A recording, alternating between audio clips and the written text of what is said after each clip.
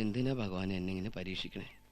ഒഴിയാബാധയായി എൻ്റെ ഒപ്പം കൂടി ആ പണ്ടാറം പിടിച്ച പെണ്ണിന് പെട്ടെന്ന് തിരിച്ചറിവ് കൊടുത്ത് എങ്ങനെയെങ്കിലും എൻ്റെ തലേന്ന് ഒഴിവാക്കി എനിക്ക് എൻ്റെ ഗൗരിയായിട്ടുള്ള ജീവിതം തിരിച്ചു തരണേ. ഭഗവാനെ രക്ഷിക്കണേ.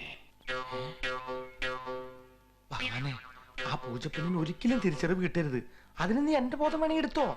എന്റെ സതീർത്ഥനും ആ പൂജപ്പെണ്ണും അങ്ങോട്ടും ഇങ്ങോട്ടും ഇഷ്ടം തോന്നി ഒന്നായി തീരണേ. ഇല്ലെങ്കിൽ എന്റെ കാര്യം എനിക്ക് പണിയെടുത്ത് ജീവിക്കാൻ പറ്റില്ല കേട്ടോ. പ്ലീസ് ഇതിനൊരു കണക്കുണ്ട്. ഞാൻ കണക്കിൽ വീക്കാ. ഞങ്ങളവിടെ കല്ലുണ്ടാ വീക്ക്. വാ മക്കളെ, അമ്പാട്ടിയെ പ്രാർത്ഥിക്ക്. രാമാനുജ തേങ്ങ ഉടക്കടാ. ഭഗവാനെ പൊലിപ്പിക്കണേ. സർവ്വവിഘ്നങ്ങൾ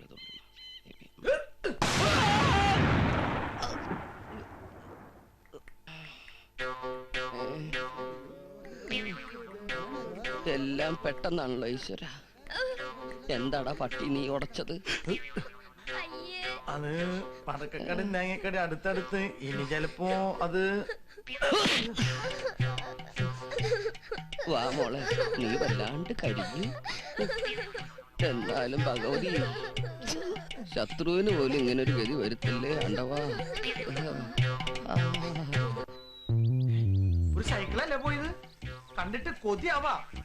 വല്ലപ്പോഴും പെട്രോൾ പമ്പ് കാണിക്കാൻ ഇതൊന്ന് പമ്പി കയറ്റി കൂടെ?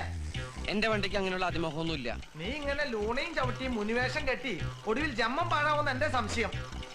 1-2 ദിവസമായി ഒരു കാര്യം പറയണമെന്ന് വിചാരിക്കുന്നു. ഒന്ന് വണ്ടി നിർത്തിയൻ. എന്തിനാ നിർത്തണ? കവച്ചാ പോരെ. ഇനി ഈ ബെൻസിന്നൊന്ന് ഇറങ്ങ്. എന്തിനാ? നിന്റെ ആഗ്രഹം പോലെ തന്നെ നിനക്ക് ചുളിയിൽ കോടീശ്വരനാവാനും എനിക്ക് ആ കോടീശ്വരന്റെ ആശ്രിതനാവാനും ദൈവം തന്നെ ഒരു അവസരം ഒരുക്കി തന്നിരിക്കുക. അത് നമ്മൾ മിസ് ചെയ്യരുത്. മനസ്സിലായില്ല? അതെ, അവൾ മനസ്സുകൊണ്ട് ഭർത്താവായി സ്വയം അവരോധിച്ചെങ്കിലും ഒന്നും നോക്കാതെ ആ സ്ഥാനം നീ ശരീരം കൊണ്ട് ഉപയോഗപ്പെടുത്തണം. എങ്ങനെ? അതെ, അവൾക്ക് തിരിച്ചറിവ് കിട്ടുന്നതിന് മുമ്പ് അത് സംഭവിച്ചാൽ പിന്നെ ഒരിക്കലും അവൾക്ക് നിന്നെ തള്ളി പറയാൻ പറ്റില്ല. പിന്നെ ആ ബംഗ്ലാവ് നിനക്ക് സ്വന്തം, ഞാൻ അതിന്റെ മാനേജർ. നീ എന്താണ് ഉദ്ദേശിക്കുന്നത് വത്സ? ഇന്ന് രാത്രി ആ കുട്ടിയും അങ്ങുമായി സംഗമിക്കണം. സംഗമമോ? മനസ്സ് ചിത്തേക്ക് നോക്കണ്ടല്ല, എന്നെ നീട്ടൊന്നുമില്ല. എടാ സതീർത്യ, ഇവിടെ മുനിമാര് പോലും സംഗമിച്ചിട്ടുണ്ട്.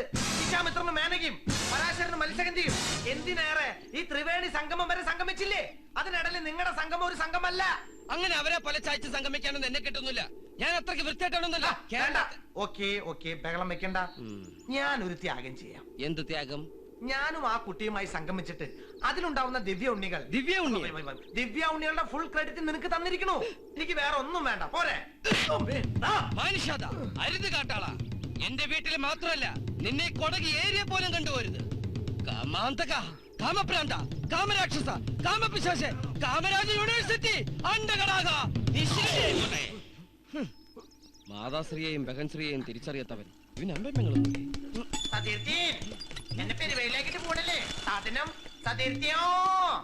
നീ തന്നെ പറയ്, എത്രയെന്ന് കരുതിയ ആൾക്കാരെ ഇങ്ങനെ മണ്ടന്മാരാക്കുന്നത്?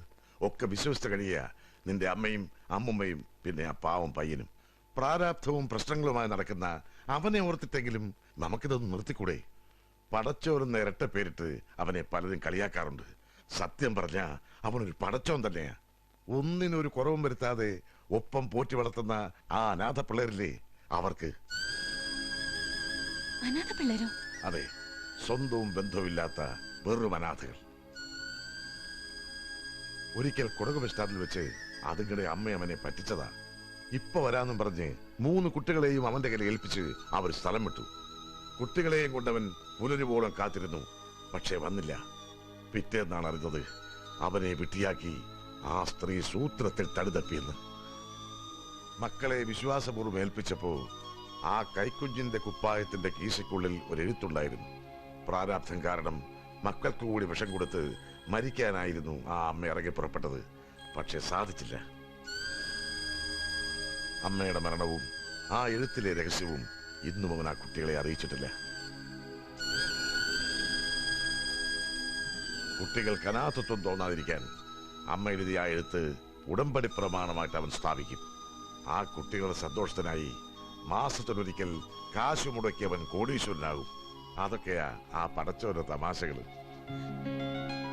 3 കുഞ്ഞുങ്ങളുടെ ജീവൻ അവനെ ഏൽപ്പിച്ച് രക്ഷപ്പെട്ട ഏതോ ഒരു അമ്മ ഇപ്പോ ആത്മരക്ഷയ്ക്കായി താവളം തേടിയെത്തിയ നീ. സത്യം പറഞ്ഞാൽ ആർക്കും അവനെ വിട്ടിയാക്കാം, എങ്ങനെയും പറ്റിക്കാം. രോഗിയുടെ ഇംപ്രൂവ്മെന്റ് അറിയാൻ, ഡോക്ടറുടെ വെളിപ്പെടുത്തൽ കേൾക്കാൻ പുറത്ത് ആധിയോടെ കാത്തിരിക്കുക. ഒരു വശത്ത് അമ്മയും മറുവശത്ത് അവനും. നീ തന്നെ പറയേ, അവരോട് എന്തു മറുപടിയാ ഞാൻ പറയേണ്ടത്? എല്ലാ കളിയും താൽക്കാലിക രക്ഷയ്ക്ക് വേണ്ടിയായിരുന്നെങ്കിലും ഇപ്പൊ എന്തോ എന്റെ ജീവന്റെ സുരക്ഷിതത്വം അവിടെയാണെന്ന് എനിക്ക് തോന്നുന്നു. മോളെ, ദൈവത്തിന്റെ അംശമൊന്നും അയാൾ കണ്ടിട്ടല്ല. ഒരുപാട് വെറുത്തപ്പോഴും എന്തോ ഒരു കൗതുകം. അതിനിപ്പോ എന്താ വിളിക്കുക, എങ്ങനെ പറയാ, ഒന്നും എനിക്കറിയില്ല. കഴിഞ്ഞ കഥകളോ വരാൻ പോകുന്ന ദുരന്തങ്ങളോ ഒന്നും ഞാൻ ഓർക്കുന്നില്ല. പക്ഷേ ഏതൊരു പെണ്ണും ഒരു ജന്മം കൊണ്ട് ആശിക്കുന്നതിലപ്പുറം സന്തോഷത്തില ഞാനിപ്പോ. എനിക്കറിയാം ഈ ഒളിക്കലിനൊരു നീർക്കുമളയുടെ ആഴ്ചയേ ഉള്ളൂന്ന്. ഒന്നും വേണ്ട അങ്കിൾ, പിടിക്കപ്പെടുന്നത് വരെ ഞാൻ ഇങ്ങനെ കഴിഞ്ഞോളാം. അതുവരെയെങ്കിലും. മോളെ,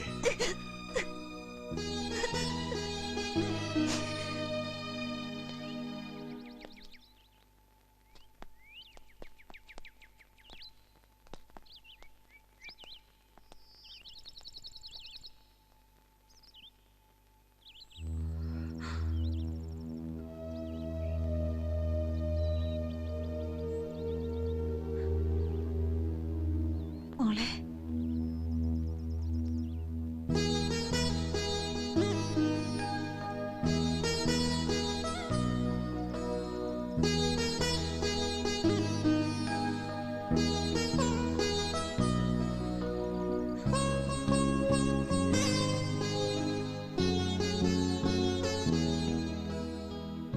എങ്ങനെയുണ്ട് ഇപ്പൊ? എന്റെ കുട്ടിക്ക് എന്തെങ്കിലും വ്യത്യാസമുണ്ടോ ഡോക്ടർ? മനുഷ്യന് പരിമിതിയുണ്ടല്ലോ. ഒക്കെ നിശ്ചയിക്കുന്നത് ഈശ്വരനാ. അവന്റെ തീരുമാനത്തിന് വിട്ടിരിക്കുക എല്ലാം. എല്ലാം കൊണ്ടും മോന് എന്റെ മോളൊരു ഭാര്യയല്ലേ? ഹേയ്, ഒക്കെ ഒരു കുട്ടിക്കളി, അങ്ങനെ കരുതിയിട്ടുള്ളൂ.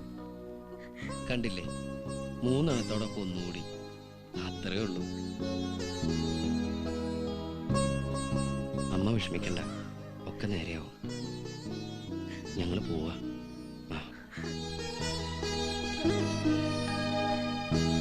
വാ മോളെ. ഞാൻ എടുത്തോളാം മോളെ.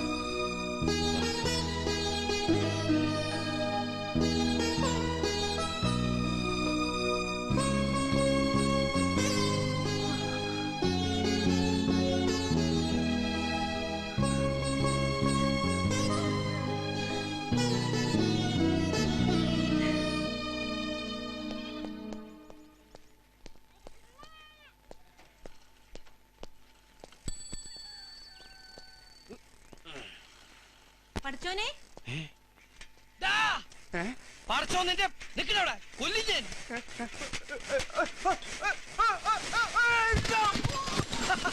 എന്നോട് കളിച്ച് അങ്ങനെ ഇരിക്കൂടാ, അങ്ങനെ വേണം. പഠിച്ചോനെ.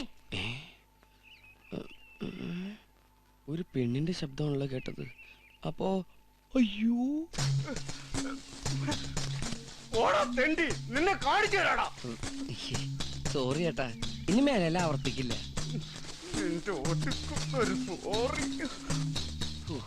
ഏയ് പഠിച്ചോനെ,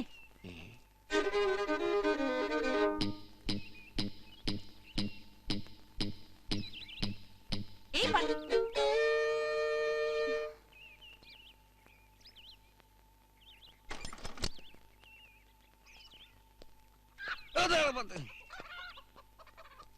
എന്താ വിളിച്ചത്? പടച്ചോനെന്ന്. തിരിച്ചറിവ് കിട്ടി.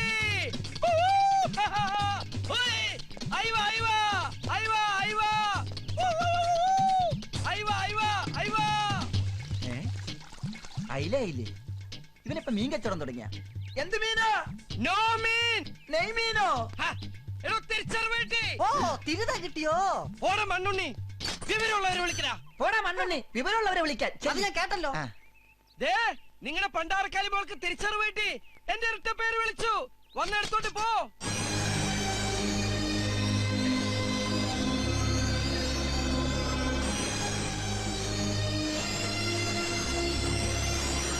വേമ്പ വേമ്പ.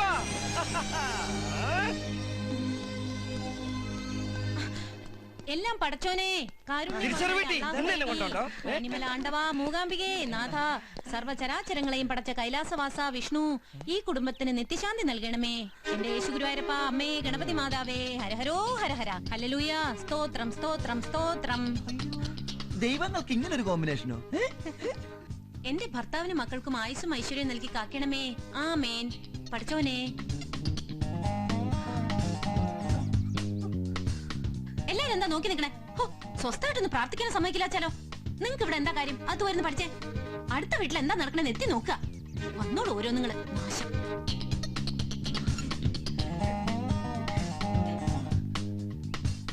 മണ്ണിലും വിണ്ണിലും തൂണിലും തുരുമ്പിലും എല്ലായിടത്തും ദൈവമുണ്ട്. ആ കുട്ടി ഒന്ന് പ്രാർത്ഥിച്ചു കരുതി താൻ എന്തിനാണ് കൂവി വിളിച്ച് ശല്യം ചെയ്യണേ? അല്ല, സത്യമായിട്ടും എന്റെ ഇരട്ട പേര് വിളിച്ചു. എന്തരട്ട പേരാ വിളിച്ചത്? പറയടോ. പടച്ചോനെന്ന്. പടച്ചോനെ തന്നെ പടച്ചോനെ എന്ന് വിളിച്ചാ? പടച്ചോനെ പടച്ചോനെ ഇരട്ട പേര് വിളിച്ച് ഇവനെ കളിയാക്കിയ പടച്ചോ പോലും പൊറുക്കില്ല. ഒരു ചാൻസ് ഇട്ടപ്പോഴേക്കും തളപ്പെട്ട് കയറല്ലേ. പടച്ചോനെ പട്ടി. നീയായിരുന്നോ പട്ടി? അല്ല, നിന്റെ പാപ്പ. ഇനി എനിക്ക് തോന്നിയതായിരിക്കൂ. നിലാവട്ടെ. പടച്ചോനെ.